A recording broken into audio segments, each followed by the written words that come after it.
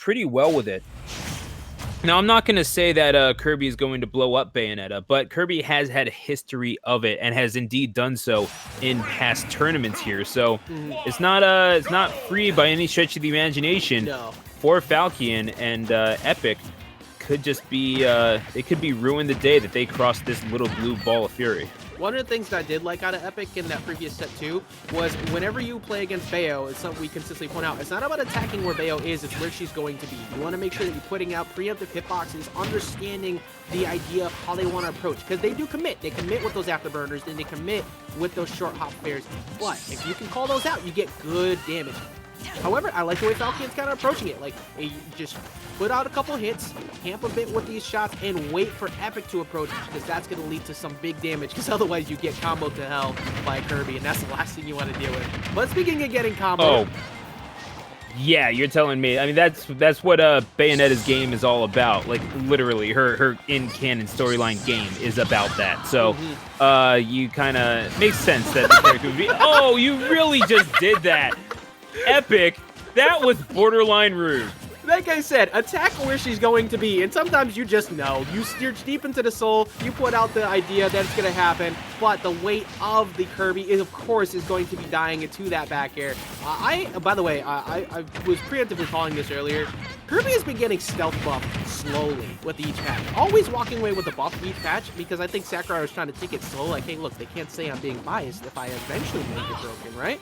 So, don't sleep on the idea this character might get really good the next patch, but I'm really liking the way Epic's looking for that witch twist with that down B. Definitely could have led to an early stock, and luckily just avoiding that forward smash. I mean, it makes you wonder, right? What we've seen in recent weeks from Falcon or Pit or like even Falco in some cases. People just... So much better now. Yeah, honestly. It was so good that I actually saw Juice play Wi-Fi once. It was amazing. But either way, oh my God! You actually, Epic, are you serious right now? I'm sorry, I don't mean to ruin everybody's ears, but I love seeing things that are just great coverage options, really big brain play, and not only are you covering the witch twist after you drop down, but you put down that forward smash and you see, or the down tilt, I can't remember which one, but you see the bats within immediately getting off there with that down B.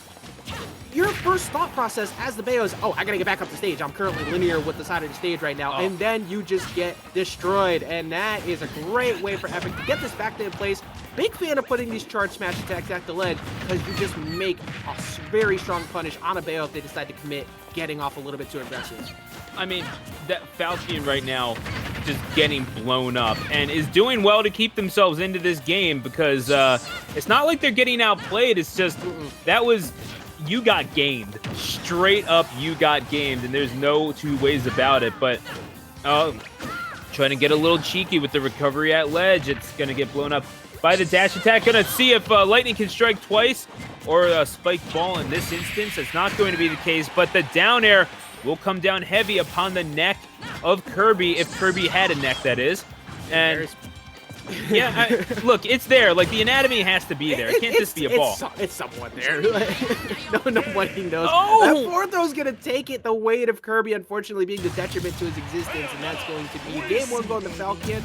Something I did like the way that Falkion was able to adjust around some of the things is like slowing down a bit on where the afterburner kicks are coming in and waiting more for a jump read, so he's able to get coverage like with that downer we saw earlier that almost killed.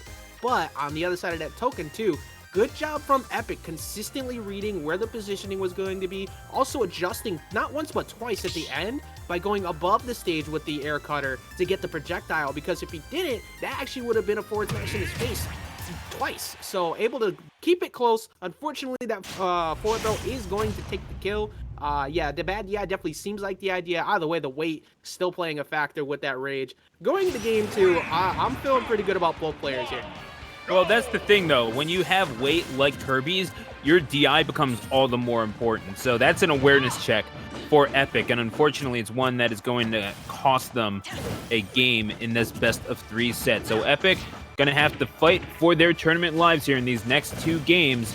That is, if you can make it to 2, and that's going to be a nice little tilt, jab lock into the F smash, and it's a good start here for Epic, and you got to wonder what the Yeah, what the option is going to be, of course, it's going to be down smash. It's been down smash every time we've seen Bayonetta go above ledge, and Epic has not missed yet. Yeah, Epic has really understands how you utilize the lingering frames of those moves that you have on Kirby. Not only is it the down smash, the short hop nair, the dash attack we saw a second ago, it's really been punishing Falkion off the ledge repeatedly. So looking for possibly another call right here, looking for a roll in, trying to cover it with the F tilt. One of the really good things that you have in this position is the low percentage, and you could afford to go for trades or wait in place, and it's worked so well for Epic already here in game number game number 2, looking for big damage. Falkion finally able to get out of it, but is met with a command grab instead. That just looked so weird, the animation, but my goodness, I'm not even sure how. I'm assuming that whenever you inhale Bayonetta, you just assume Rodan's guns on your feet or something. Like, that is ridiculous. I'm not even going to question how that happens, but I mean, the magic of the Umbra Witch, will we ever know for sure? But that's going to be a kill off of the top. The wig apparently falls off before he comes back down. Excuse me, I'm just stumbling over my words here. According to new canon, that wig is actually in Minecraft. So, one of the creepers just got a hold of that wig from Bayonetta. It's currently running around with it, or actually, probably an Enderman. But here we go into this next one. Look, actually gets the last hit of that trade with the forwarder. I really like the attempted coverage, and you get the ledge snap as well. Not only do you cover the early afterburner kick with the down B, but they decide to go straight to ledge, and you get the trade-off with the ledge snap into the trump. Great job by Epic right there. Now that's just classic Kirby gameplay, making sure that you utilize that back air, the maximum extent of it, the fact that it hits like a truck, quite honestly, and now you get yourself some guns to play with. Kirby, I'm pretty sure you're a little young to be playing with those, and Falkion certainly agrees with that sentiment. A forward smash is going to take the second stock off of Epic.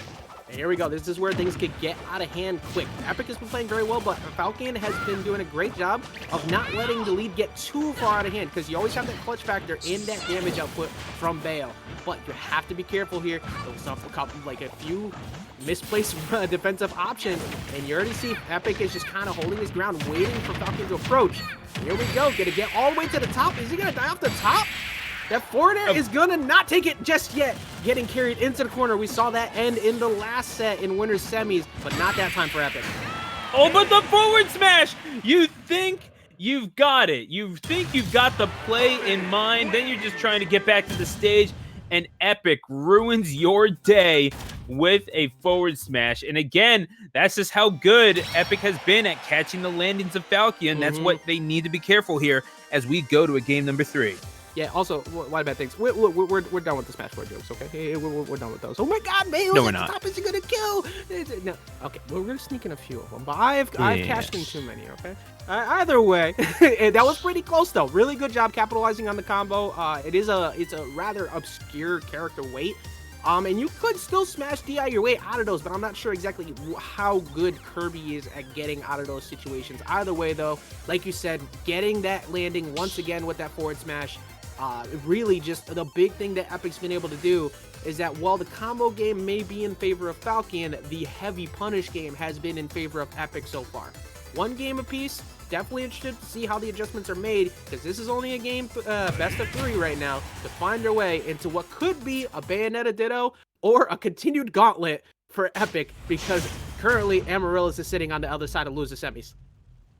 Oh man, for at least one Umbra Witch, the shadow remains cast. However, we're gonna have to see if the witch hunts are over for Falkion here as they go up against Epic.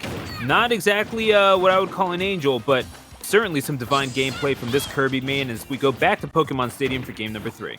Yeah, you definitely need to pray a few times and hope for the best when it comes to getting out of strings and pressure that a Bayonetta can do nowadays, especially when we're talking about post-patch stuff. There you go, forcing all the way onto the other side, but not enough knockback just yet. Luckily get an air dodge just pass, looking for big damage. I like the idea of going for the forward smash again. We might be able to see maybe a reset, looking for a get up attack on down air at some point too. That is also big damage from a Kirby in that situation. Gonna get jabbed and down thrown for their efforts here, and that's again looking for that down smash. Falkion perhaps realizing better of it.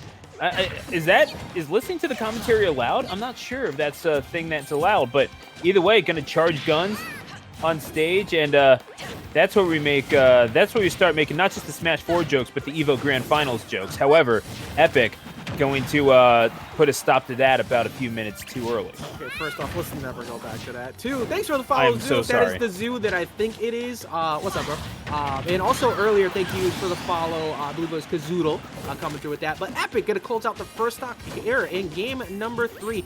Kind of carrying over that ability to really close out these situations by comparison.